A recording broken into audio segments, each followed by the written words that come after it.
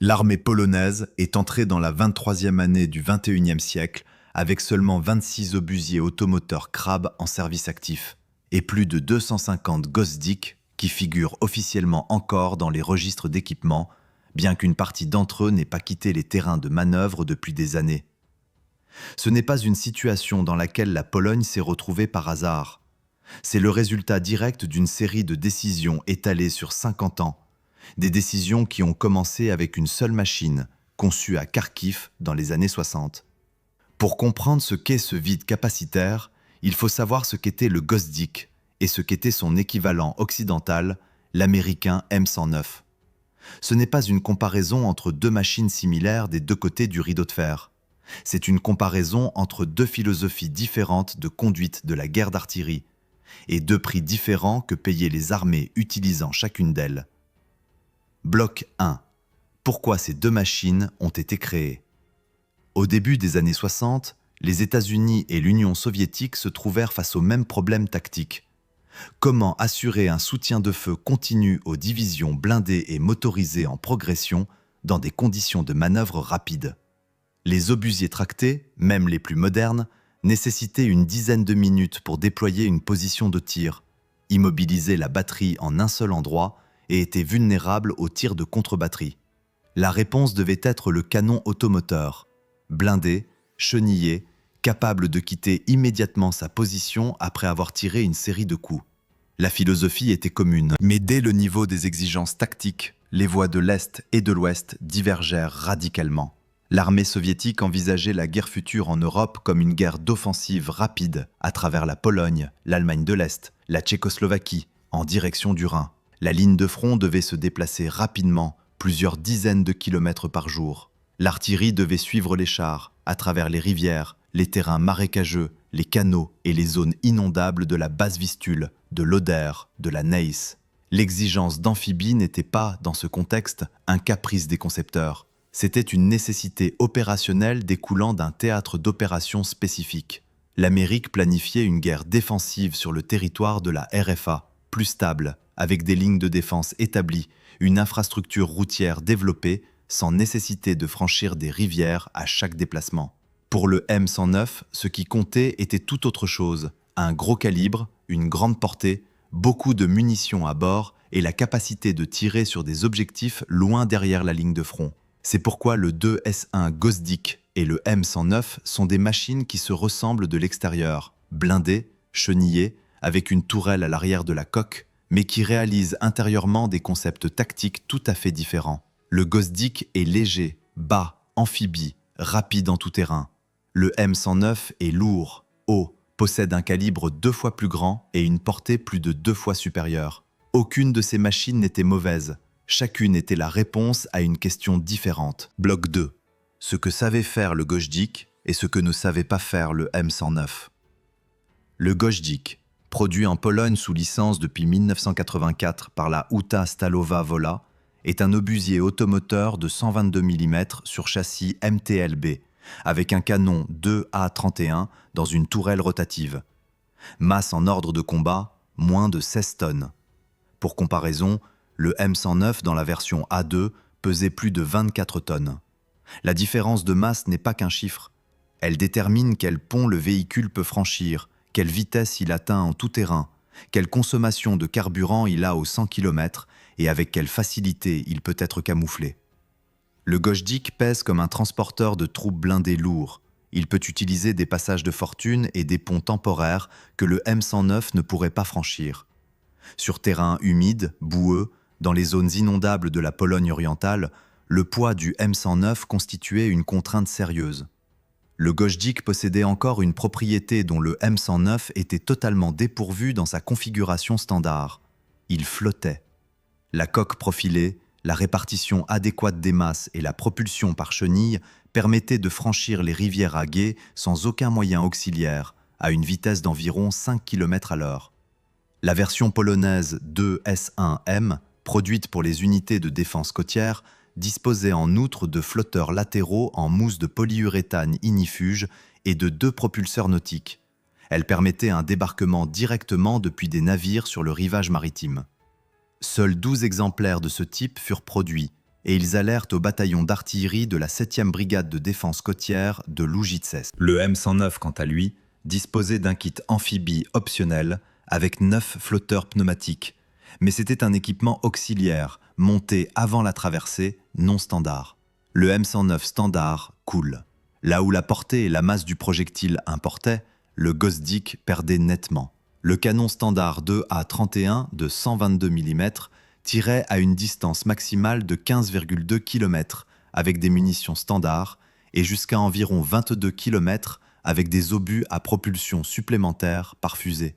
La cadence de tir était de 5 à 7 coups par minute.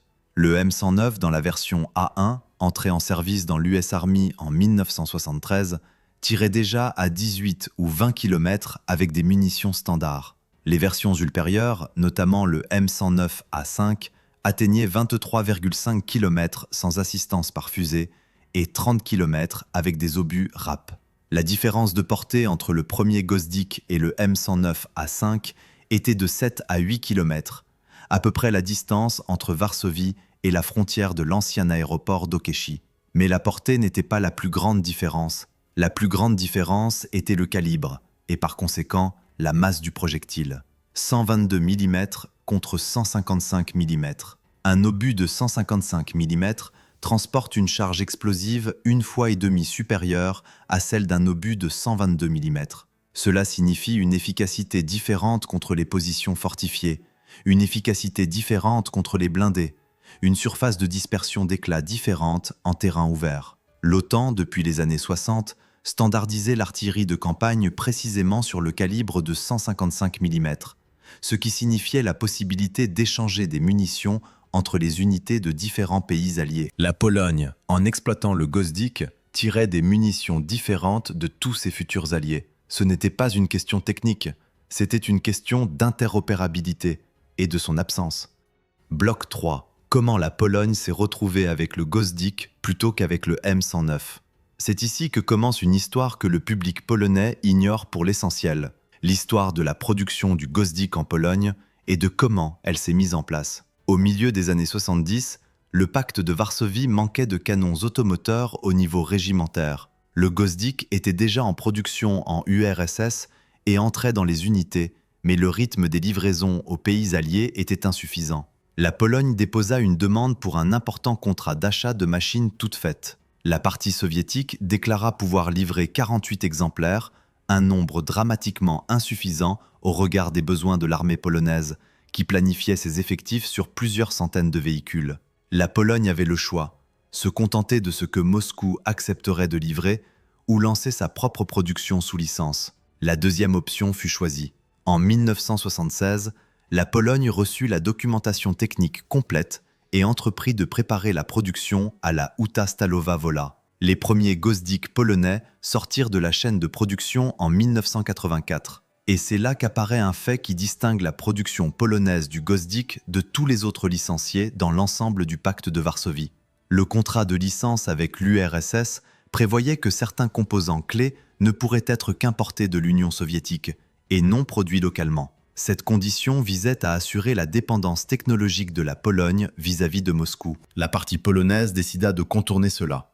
De manière non officielle, sans en informer la partie soviétique, une coopération fut établie avec l'industrie d'armement bulgare qui produisait les composants nécessaires à ses propres frais, ce qui constituait de fait un contournement des dispositions de la licence.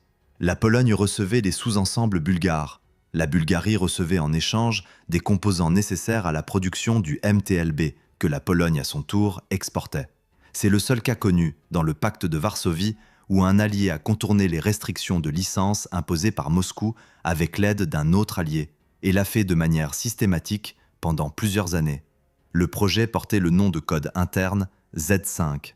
Résultat, entre 1984 et 1991, la Huta Stalowa Wola produisit 602 Gosdik. 72 retournèrent en URSS dans le cadre des règlements. Le reste rejoignit l'armée polonaise. Au même moment où les Gosdik polonais étaient fabriqués, les armées occidentales de l'OTAN modernisaient leur M109 vers de nouvelles normes, A2, A3, A4. En 1991, les États-Unis signèrent un contrat pour la production du M109 A6 Paladin, une machine avec un système de navigation inertielle intégré, un contrôle de tir automatique, des communications numériques chiffrées et la capacité de tirer le premier coup en 30 secondes après l'arrêt, sans soutien topographique extérieur. Le Paladin entra en service dans l'US Army en 1993. La Pologne, cette même année, terminait la production sous licence du Goździk. La différence entre ces deux machines en 1993 n'était plus seulement une différence de calibre et de portée, c'était une différence générationnelle. Le Goździk, pour conduire un tir indirect efficace, nécessitait un relevé topographique de la position, la préparation d'une base de données sur le terrain, le réglage manuel des instruments de visée et des communications filaires à l'intérieur de la batterie. L'ensemble de ce processus, de l'arrêt au premier tir depuis l'état de préparation au combat, prenait de quelques à plusieurs minutes, selon l'entraînement du personnel et les conditions de terrain. Le Paladin version A6 faisait tout cela seul. Il recevait la mission de tir par radio chiffrée, calculait les données balistiques en tenant compte de sa position GPS actuelle, de la température de la charge et des conditions atmosphériques, réglait automatiquement l'azimut et l'angle d'élévation du canon et était prêt à tirer en moins d'1 minute. Sans câble, sans théodolite, sans poste de commandement à portée de voix. Après avoir tiré une série, il pouvait partir avant que le radar de contre-batterie adverse ait eu le temps de calculer le point d'origine du tir. Cette différence de philosophie n'était pas une question d'esthétique technique. Sur un champ de bataille surveillé par des radars de contre-batterie, tels que les Firefinder AN/TPQ-36 et AN/TPQ-37, dont l'OTAN disposait déjà depuis la fin des années 70, le temps d'exposition de la batterie au tir adverse est le facteur déterminant de la survie du personnel. Une batterie qui a besoin de 10 minutes pour occuper une position et encore 5 pour la quitter est une batterie qu'on peut anéantir avant qu'elle tire sa deuxième salve. Le Goździk ne disposait pas des systèmes lui permettant d'opérer en mode tir et décampe à la vitesse requise sur le champ de bataille OTAN de la fin des années 90. Le M109A6 avait été conçu pour cela dès l'origine. Bloc 4, ce que la Pologne a fait avec le Goździk après 1999 et pourquoi rien n'a changé pendant 2 décennies. Le 12 mars 1999, la Pologne adhérait formellement à l'OTAN. À ce moment-là, l'armée polonaise disposait de plus de 500 Goździk, de plus de 111 obusiers à roues Dana de fabrication tchécoslovaque en calibre 152 mm et de plusieurs bataillons d'artillerie roquette avec des lanceurs BM-21. Dans cet ensemble, un seul système, le Dana, tirait dans un calibre proche du standard OTAN. Tout le reste était un équipement incompatible avec la chaîne logistique occidentale. Pour les officiers d'artillerie des pays de l'OTAN qui commencèrent à visiter les unités polonaises dès la seconde moitié des années 90, le spectacle de centaines de Goździk était sans ambiguïté. C'était du matériel soviétique qui n'avait pas sa place dans les opérations de combat alliées. Non pas parce qu'il était défaillant, la plupart des Goździk fonctionnaient et étaient bien entretenus. Le problème était ailleurs. L'artillerie alliée dans l'OTAN opère dans un système de gestion intégrée du feu où chaque batterie peut recevoir des données de tir depuis un système de commandement central et tirer en quelques minutes. Ce système, connu sous le nom d'AFATDS côté américain, avec des systèmes analogues côté européen, fonctionnait avec des munitions de 155 mm. Le Goździk, avec ses munitions de 122 mm, n'était tout simplement pas en mesure d'alimenter le pool de feu commun de l'Alliance. Il pouvait tirer, mais pas de manière coordonnée avec les autres batteries de l'OTAN. La Pologne était consciente de ce problème avant même d'entrer dans l'Alliance. Les études préliminaires sur un nouvel obusier aux normes occidentales à la Huta Stalowa Wola avaient commencé dès le milieu des années 90. En 1997, un appel d'offres fut lancé pour le système de tourelle de la future obusier polonaise. 2 systèmes atteignirent la finale.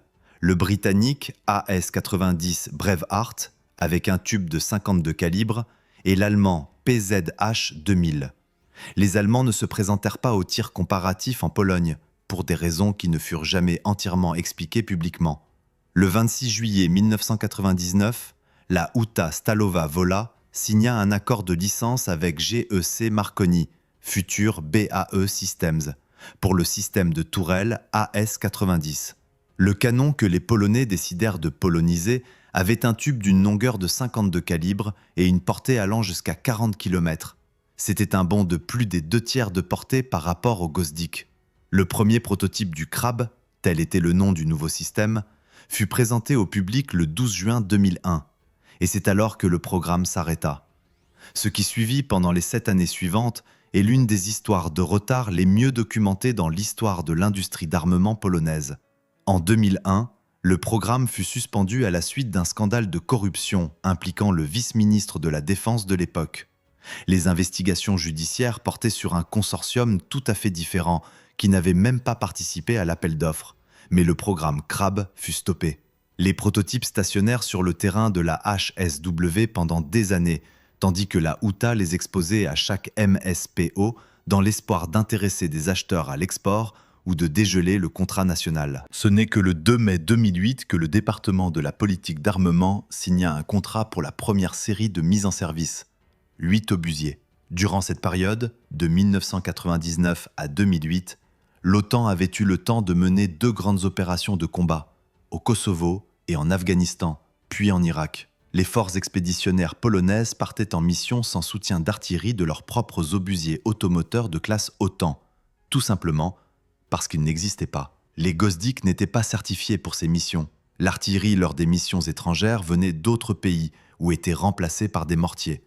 Le vide persistait. Il y avait encore un autre problème, qui apparut lorsque les premiers Crab de série entrèrent en phase de test en 2010. Le châssis polonais, développé à Gliwice par Lobrum sur la base du tracteur d'artillerie NTS avec des éléments du T-72, s'avéra défectueux. Des micro-fissures apparaissaient dans la coque. Le moteur grippait. Le circuit d'alimentation fuyait. La Pologne se trouvait face à un choix. Continuer à corriger son propre châssis pendant des années ou recourir à une solution éprouvée de l'extérieur. En décembre 2014, un contrat fut signé avec Samsung Techwin, aujourd'hui Hanwha, pour la livraison de 24 châssis coréens K9 prêts à l'emploi et une licence pour la production de 96 autres en Pologne. Le Crab reçut finalement des jambes coréennes, une tourelle britannique, un canon polonais produit depuis 2019 par la HSW et un système de conduite de tir polonais Topaz développé par WB Electronics. L'ensemble du chemin, de la prise de décision sur le nouveau système à la pleine opérationnalité du premier bataillon, prit 18 ans à l'armée polonaise. Dans le même temps, le M109A6 Paladin entra en service, traversa l'Irak, l'Afghanistan et la modernisation vers la norme A7 avec le nouveau châssis Bradley. Bloc 4. Partie comparative. Pourquoi les armées occidentales ont entre-temps retiré le M109 et ce que cela dit sur la différence d'approche. Le contraste le plus intéressant entre l'histoire du Gosdik et celle du M109 ne réside pas dans les machines elles-mêmes, mais dans ce que chaque armée en fit après la fin de la guerre froide. L'Allemagne, qui exploitait 570 M109 en version A3GE, les retira du service actif au 1er juillet 2007 et les remplaça par son propre PZH-2000, une machine avec un tube de 52 calibres, un chargement entièrement automatisé, capable de tirer 3 coups en 9 secondes. L'Italie et les Pays-Bas suivirent la même voie. Tous ces États effectuèrent leur remplacement à une époque où l'OTAN ne faisait face formellement à aucune menace à l'Est. La décision était stratégique, non réactive. La Pologne disposait dans le même temps de Gosdik et construisait le Crab, qui n'existait toujours pas comme système en série. La différence était celle-ci. Les pays qui avaient le M109 exploitaient une machine occidentale avec des munitions occidentales et des procédures occidentales depuis des décennies. Leur industrie connaissait cette norme sur le bout des doigts. Quand ils décidèrent de changer, ils savaient précisément ce qu'ils remplaçaient par quoi. La Pologne remplaçait un système soviétique par un système qui n'était pas encore pleinement achevé. Ce n'est pas une critique, c'est la description d'une différence de point de départ. Le M109 Paladin dans sa version A6, entré dans l'US Army en 1993, accomplissait des performances techniques que le Gosdik ne pouvait pas atteindre sans une reconstruction de fond en comble. Le système de navigation inertielle intégré permettait d'ouvrir le feu depuis une position inconnue au préalable sans soutien topographique extérieur. La communication numérique chiffrée SINGARS permettait l'échange de données de tir sans câble ni radio non chiffrée. Le réglage automatique de l'azimut et de l'angle d'élévation du tube réduisait le délai jusqu'au tir à des valeurs impossibles avec un réglage manuel. Le Gosdik était équipé d'un viseur périscopique PG2, de mécanismes de pointage manuel et de communication filaire au sein de la batterie. Le Paladin A6 disposait d'un ordinateur de bord, d'un GPS et d'un système automatique transmettant les données de position propres au système de commandement de l'Alliance en temps réel. Entrer dans l'OTAN avec le Gosdik signifiait donc entrer avec une machine capable de tirer, mais incapable de fonctionner comme élément d'un système d'artillerie numérique intégré de l'Alliance. Non par mauvaise volonté, simplement, la technologie n'y était pas. Bloc 5. Le prix que la Pologne a payé et le vide qui existe aujourd'hui. Pour évaluer ce que signifie pour la Pologne l'histoire du Gosdik et du Paladin, il faut mettre en regard 3 chiffres. En 1990, l'armée polonaise disposait de 534 Gosdik. En 2019, 362. En 2021, 227. La différence entre 1990 et 2021 représente 307 machines retirées, vendues ou transférées, sans qu'aucune d'elles ait été remplacée par un nouveau système en nombre équivalent. Le crabe comblait ce vide lentement. En 2021, il y avait 80 crabes en service actif, contre 534 Gosdik 3 décennies plus tôt. Mais ce n'était que le prologue au problème essentiel. Le 24 février 2022, la Russie lançait une invasion à grande échelle de l'Ukraine. La Pologne réagit rapidement et avec détermination, en transférant à l'Ukraine des équipements en quantité sans précédent parmi les pays de l'OTAN. Parmi le matériel transféré figuraient des dizaines d'obusiers crabes. Les confirmations officielles de la partie polonaise étaient fragmentaires. Le ministère de la Défense nationale cessa à un moment de publier des bilans détaillés de l'aide militaire. Mais d'après les sources disponibles, l'Ukraine reçut plusieurs dizaines de crabes, à la fois des stocks polonais et de la nouvelle production de la HSW, orientée en priorité vers le contrat ukrainien. La Huta Stalowa Wola demanda à l'agence de l'armement de reporter les livraisons pour l'armée polonaise des années 2022 à 2024 aux années 2025 à 2027. La demande fut acceptée. En conséquence, pendant toute l'année 2023 et toute l'année 2024, l'armée polonaise ne reçut pas un seul nouveau crabe. Toute la production allait en Ukraine. C'était une décision consciente et délibérée, mais elle avait un prix. Dans le même temps où la Pologne transférait du matériel à l'Ukraine, elle formait de nouvelles brigades le long de la frontière orientale et portait ses effectifs à plus de 190 000 soldats. Les nouvelles unités terrestres devaient être équipées, et l'un des problèmes fondamentaux devint précisément celui-ci. Avec quoi équiper les bataillons d'artillerie? La réponse fut un contrat avec la Corée du Sud pour des obusiers K9, des machines qui sont le cousin technique du crabe, construites sur le même châssis, mais commandées à Séoul plutôt que produites à Stalowa Wola.